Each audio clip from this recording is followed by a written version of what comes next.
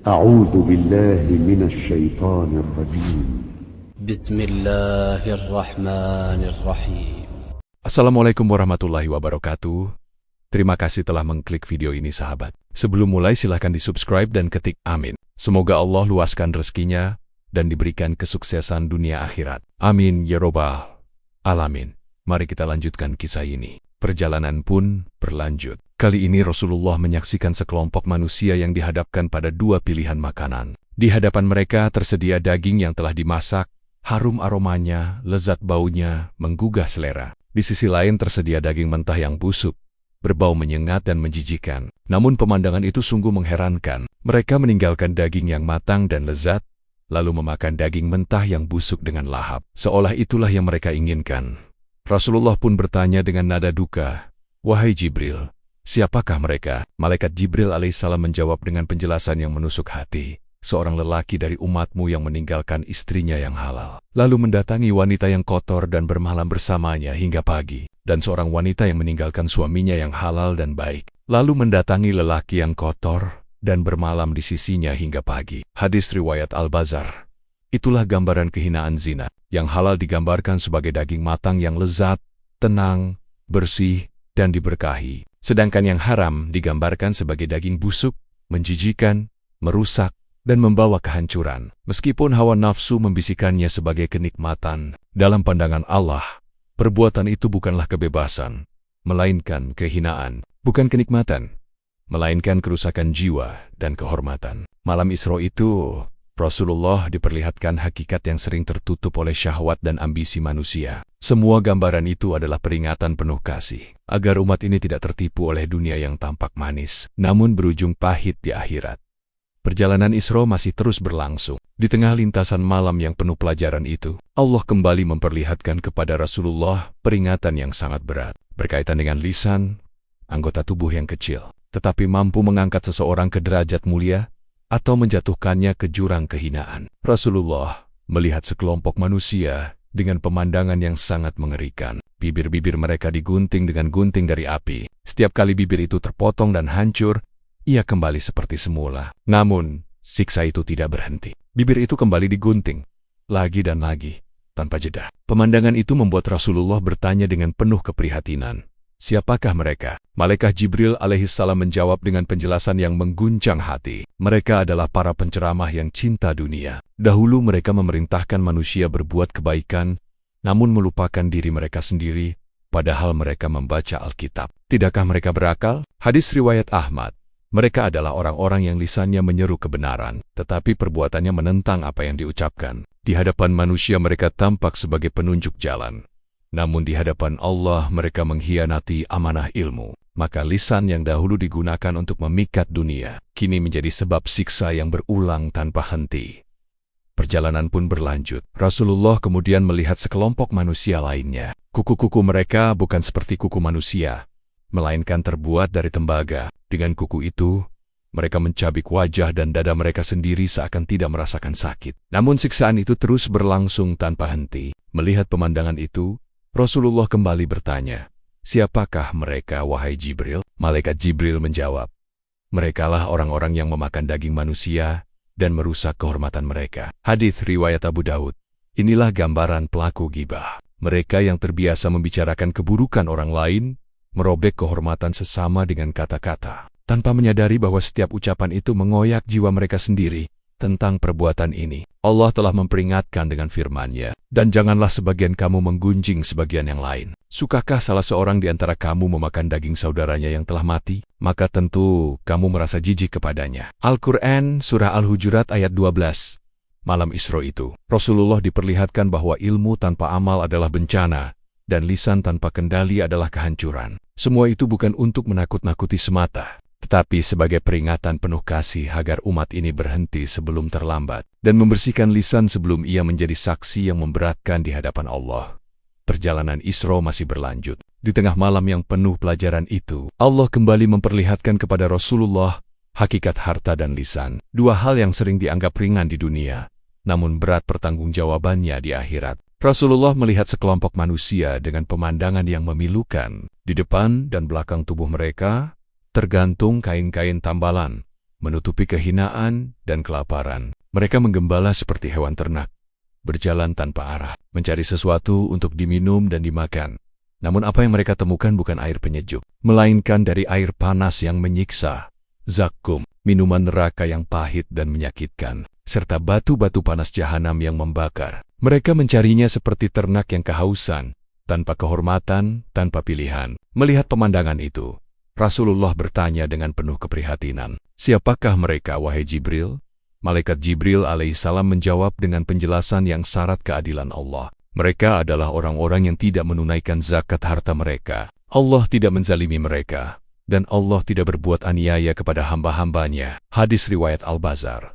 Harta yang dahulu mereka genggam erat, yang enggan mereka keluarkan demi hak fakir dan miskin, kini berubah menjadi sebab kehinaan. Di dunia, mereka merasa aman dengan kekayaan. Namun di akhirat, mereka digiring seperti ternak, karena harta tidak pernah dimaksudkan untuk ditahan, melainkan untuk ditunaikan haknya. Perjalanan itu belum berhenti. Rasulullah kemudian melihat sebuah lubang kecil di hadapannya. Dari dalam lubang itu, keluar seekor sapi jantan yang sangat besar. Tubuhnya telah berada di luar, namun ketika ia hendak masuk kembali ke lubang asalnya, ia tidak mampu. Lubang itu terlalu sempit. Sapi itu terjebak, tidak bisa maju, tidak bisa mundur. Pemandangan itu begitu jelas dan mengandung makna mendalam. Maka Rasulullah bertanya, "Apakah ini, wahai Jibril?" Malaikat Jibril alaihissalam menjawab dengan penjelasan yang menyentuh hakikat lisan manusia. Ini adalah seorang yang mengucapkan kata yang besar pengaruhnya, lalu ia menyesalinya. Ia ingin menarik kembali ucapannya, namun ia tidak mampu. Hadis riwayat Al-Bazar. Kata-kata itu jika telah terlanjur keluar, maka sebagaimana sapi itu telah terlanjur keluar dari lubang, tidak ada jalan kembali. Ucapan yang dahulu dianggap sepele, janji palsu, fitnah, ancaman, sumpah dusta, atau pernyataan zalim menjadi beban yang tak bisa ditarik kembali dan akan dimintai pertanggungjawaban. Malam Isra itu Rasulullah diperlihatkan bahwa harta yang tidak dizakati akan menyeret pemiliknya pada kehinaan dan lisan yang tidak dijaga, akan mengurung pelakunya dalam penyesalan abadi. Semua itu bukan sekadar gambaran siksa, melainkan peringatan penuh rahmat agar manusia menunaikan hak harta, sebelum harta menuntut balas, dan menjaga lisan sebelum kata-kata menjadi belenggu yang tak bisa dilepaskan di hadapan Allah. Perjalanan Isra terus membawa Rasulullah melewati lintasan-lintasan yang tak pernah dikenal oleh manusia. Di antara gelapnya malam dan cahaya langit, tibalah beliau di sebuah lembah yang sangat berbeda dari tempat-tempat sebelumnya. Di sana tercium aroma yang begitu harum, bukan harum duniawi, melainkan harum minyak misik yang menenangkan jiwa. Harumnya lembut, namun memenuhi seluruh ruang. Bersamaan dengan itu, terdengar sebuah suara, bukan suara ancaman, bukan pula jeritan, melainkan suara yang penuh kerinduan. Rasulullah bertanya dengan penuh ketenangan, "Apakah ini?" Malaikat Jibril alaihissalam menjawab dengan suara yang syarat makna, "Itu adalah suara surga." Lalu suara surga itu melanjutkan, seolah menuturkan apa yang telah disiapkan oleh Allah. "Wahai Tuhanku, pepohonanku telah banyak, sutra, sundus, dan istabrak telah tersedia. Permadani, mutiara, emas, gelas-gelas minuman, nampan-nampan hidangan, dipan-dipan, buah-buahan, madu, susu, hamarku, dan berbagai pakaian indah telah sempurna." Lalu surga berkata kembali dengan penuh harap, "Datangkan kepadaku apa yang telah engkau janjikan." Maka Allah berfirman, firman yang menenangkan seluruh alam, "Bagimu setiap lelaki muslim dan wanita muslimah, setiap lelaki beriman dan wanita beriman, siapa saja yang beriman kepadaku dan kepada Rasul-Rasulku, beramal soleh, tidak menyekutukanku dengan apapun, dan tidak mengambil sekutu selainku." Allah melanjutkan firman-Nya, "Dia akan aman. Siapa yang meminta kepadaku, aku akan memberinya. Siapa yang memberi pinjaman karena aku akan membalasnya. Siapa yang bertawakal kepadaku, aku akan mencukupinya." Lalu Allah menegaskan dengan keagungan-Nya, "Sesungguhnya aku adalah Allah, tidak ada Tuhan selain aku. Aku tidak pernah mengingkari janjiku." Kemudian terdengar firman Allah yang menggetarkan, "Sungguh beruntung orang-orang yang beriman. Maha suci Allah, sebaik-baik pencipta." Mendengar janji yang tidak pernah dusta itu, surga pun menjawab dengan ketenangan dan kerelaan. Malam itu Rasulullah tidak hanya mendengar gambaran kenikmatan, tetapi menyaksikan dialog antara janji dan ketetapan Allah, bahwa surga bukan sekadar tempat, melainkan tujuan bagi jiwa-jiwa yang beriman, bertauhid, dan berserah diri sepenuhnya kepada Allah. Dan lembah itu, dengan harumnya misik dan suara kerinduan, menjadi saksi bahwa setiap amal, setiap kesabaran, dan setiap keikhlasan tidak pernah sia-sia di sisi Allah. Perjalanan suci itu terus berlanjut. Setelah melewati lembah yang harum dan menenangkan, Rasulullah kembali di bawah, melintasi hamparan yang sama sekali berbeda. Udara mendadak berubah, aroma busuk yang menyengat, menusuk penciuman, berat dan menyesakkan, seakan mengabarkan sesuatu yang penuh murka. Di tengah suasana itu terdengar suara yang kasar, keras, dan tidak menyenangkan. Suara yang tidak menyerupai makhluk manapun yang dikenal manusia. Suara itu bukan sekadar bunyi, melainkan jeritan yang memantul di seluruh penjuru lembah. Rasulullah bertanya dengan penuh kewaspadaan kepada pendamping setianya. "Wahai Jibril, suara apakah ini?" Malaikat Jibril alaihissalam menjawab dengan suara tegas, namun penuh hikmah. "Ini adalah suara neraka jahanam." Lalu suara neraka itu terdengar kembali, penuh tuntutan dan kedahsyatan. Seakan memperlihatkan apa yang telah disiapkan di dalamnya. "Rantai-rantaiku telah banyak, belenggu-belengguku telah siap. Api kobaranku menyala hebat. Hamim, cairan panas, gasak, minuman nanah, dan siksaan telah tersedia. Dasarku sangat dalam, dan panasnya sangat dahsyat." Lalu neraka itu kembali berseru, "Datangkan kepadaku apa yang telah engkau janjikan." Maka Allah berfirman dengan keadilan yang sempurna, tanpa kezaliman sedikitpun. "Bagimu setiap lelaki musyrik dan wanita musyrikah, setiap lelaki yang buruk dan wanita yang buruk, serta setiap penguasa zalim yang sombong dan tidak beriman kepada hari perhitungan." Mendengar ketetapan itu, ketetapan yang lahir dari keadilan Allah, yang maha mengetahui isi hati manusia, neraka pun menjawab dengan suara yang dingin dan pasti. Di lembah itu Rasulullah menyaksikan bahwa neraka bukanlah tempat yang diciptakan tanpa tujuan. Ia adalah manifestasi keadilan Allah, tempat bagi mereka yang menolak tauhid, menentang kebenaran, dan berjalan dengan kesombongan tanpa takut hari kembali. Perjalanan itu bukan untuk menakut-nakuti semata, melainkan peringatan hidup, bahwa sebagaimana surga menanti dengan rahmat, neraka pun menanti dengan keadilan, dan manusia di antara dua lembah itu diberi pilihan sepanjang hidupnya di dunia. Dalam perjalanan malam yang agung itu, ketika langit dan bumi seakan terbuka menyingkap rahasianya, Rasulullah diperlihatkan sebuah pemandangan yang penuh makna. Di hadapan beliau, tampak sebuah fondasi berwarna putih berkilauan, seakan tersusun dari batu permata yang memantulkan cahaya langit. Keindahannya bukan sekadar rupa, tetapi membawa rasa keagungan yang menenangkan jiwa. Fondasi itu diangkat oleh para malaikat dengan penuh ketundukan dan ketaatan. Melihat pemandangan tersebut, Rasulullah bertanya dengan penuh perhatian, "Apa yang sedang kalian angkat?" Para malaikat menjawab dengan suara yang mantap, membawa kabar tentang masa depan umat. "Ini adalah fondasi Islam.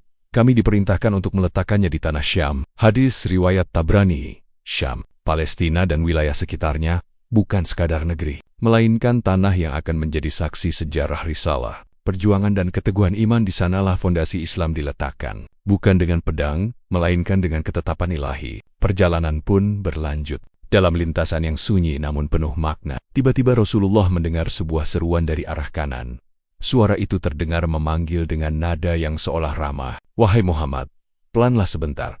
Aku ingin bertanya kepadamu." Namun Rasulullah tidak menoleh, tidak berhenti, dan tetap melanjutkan perjalanan dengan keteguhan hati. Tak lama kemudian, seruan serupa terdengar dari arah kiri. Sekali lagi, Rasulullah tidak menanggapi, seakan perjalanan ini lebih penting daripada segala panggilan yang terdengar. Kemudian, tampaklah seorang wanita menghadang di tengah jalan. Ia berhias dengan segala perhiasan dunia. Wajahnya memikat, geraknya menarik perhatian. Ia melambaikan tangan dan berseru dengan suara yang memikat.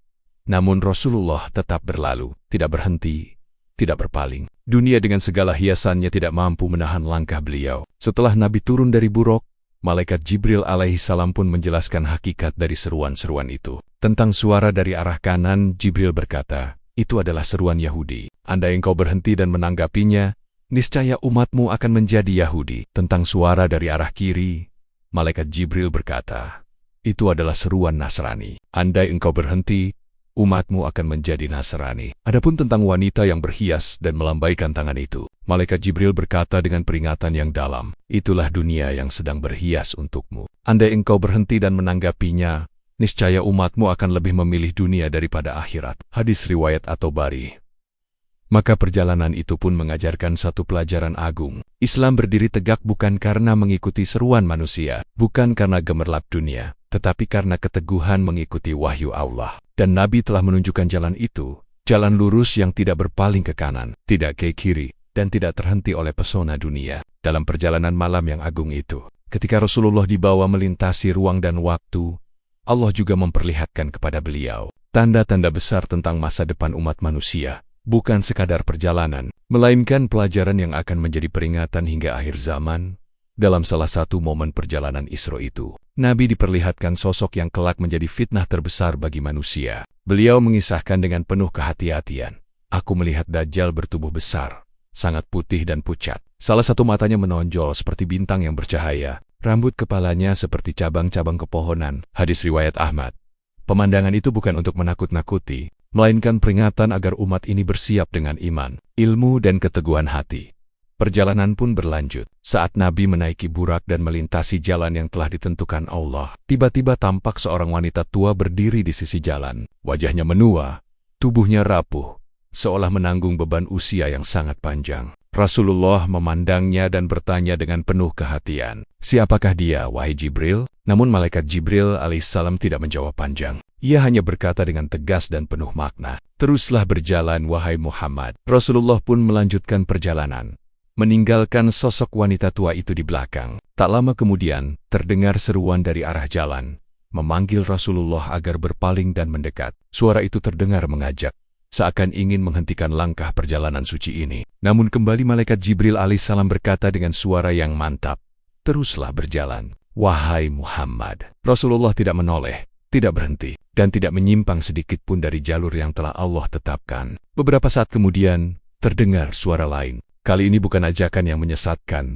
melainkan salam yang penuh kemuliaan. "Assalamualaikum ya awal, assalamualaikum ya akhir, assalamualaikum ya hasyir. Semoga keselamatan tercurah atasmu, wahai yang pertama, diciptakan. Semoga keselamatan tercurah atasmu, wahai yang terakhir, diutus. Semoga keselamatan tercurah atasmu, wahai yang mengumpulkan." Malaikat Jibril alaihissalam pun berkata dengan penuh penghormatan, "Balaslah salam mereka." Rasulullah pun membalas salam itu dengan penuh adab dan kemuliaan. Tidak hanya sekali, tetapi 3 sosok mulia datang memberi salam, dan semuanya dijawab oleh beliau. Setelah perjalanan itu, malaikat Jibril alaihissalam menjelaskan makna dari semua yang telah disaksikan. "Rasulullah, adapun sosok yang ingin engkau berpaling kepadanya, itulah musuh Allah, iblis yang ingin menyesatkanmu, dan mereka yang memberi salam kepadamu adalah Nabi Ibrahim, Nabi Musa, dan Nabi Isa alaihimussalam." Maka perjalanan itu bukan hanya memperlihatkan apa yang akan datang, tetapi juga menegaskan bahwa dunia ini hampir sampai di penghujungnya, bahwa iblis tidak pernah berhenti menyesatkan, dan bahwa jalan para nabi adalah jalan keselamatan yang harus terus diikuti.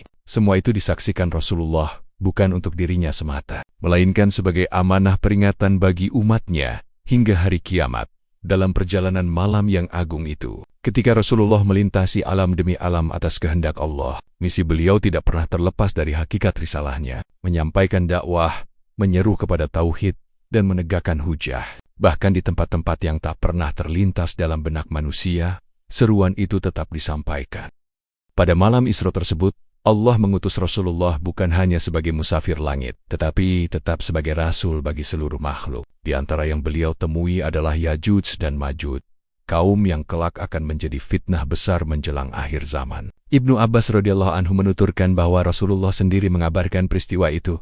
"Allah mengutusku pada malam aku, diserahkan menuju Yajuj dan Majuj. Aku menyeru mereka kepada agama Allah, dan agar beribadah kepadanya. Namun mereka menolak ajakanku. Maka mereka kelak berada di neraka bersama orang-orang durhaka dari keturunan Adam dan keturunan iblis." Dakwah itu disampaikan dengan cara yang sama seperti kepada umat manusia lainnya, tanpa paksaan, tanpa kekerasan, dan tanpa celaan. Rasulullah tetap menyeru dengan penuh rahmat, sebagaimana beliau diutus sebagai rahmat bagi seluruh alam. Namun penolakan itu terjadi, bukan karena dakwahnya kurang jelas, bukan karena kebenaran tidak tampak, melainkan karena kerasnya hati dan keengganan tunduk kepada perintah Allah. Dalam penolakan itu, Allah telah menegakkan hujahnya. Tidak ada alasan bagi mereka untuk mengaku tidak tahu, sebab seruan telah sampai. Peristiwa ini menjadi isyarat besar bagi umat Nabi Muhammad, bahwa ada makhluk yang melihat kebenaran, namun memilih berpaling, bahwa dakwah tidak selalu berakhir dengan penerimaan, dan bahwa tugas seorang rasul adalah menyampaikan, bukan memaksa. Malam Isra bukan hanya perjalanan menuju langit, tetapi juga penegasan bahwa risalah Islam mencakup seluruh makhluk, dan bahwa siapapun manusia atau selainnya yang menolak tauhid setelah datang kebenaran akan menanggung akibat pilihannya sendiri. Di sanalah Rasulullah tetap berdiri sebagai nabi terakhir, menyampaikan amanah hingga ke batas yang hanya Allah mengetahuinya. Sementara keputusan akhir sepenuhnya berada di tangan sang pemilik hari pembalasan.